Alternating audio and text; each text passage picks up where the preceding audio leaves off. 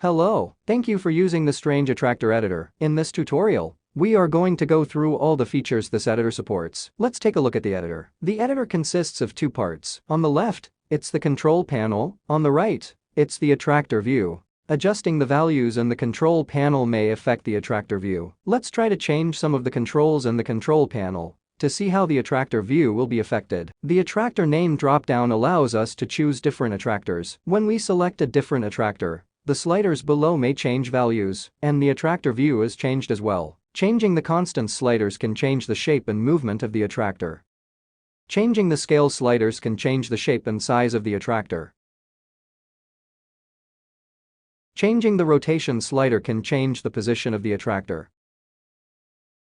Check the time cycle checkbox can freeze the attractor. Moving the time cycle slider can show the attractor at different moments in time. Once we are done with changing the attractor, we can click the reset button to change back to the original attractor. The background and color can be changed as well. Selecting different speeds can change the speed of the attractor movement. Changing iteration and points can change the surface of the attractor.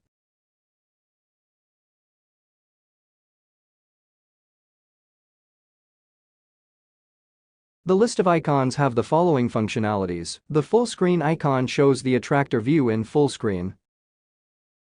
The capture image icon captures the current attractor view and saves it to a file. The download configuration icon downloads the attractor's configuration in a JSON file and downloads the capture image file. The upload configuration icon can be used to load the downloaded configuration JSON file and show the attractor in the previous state.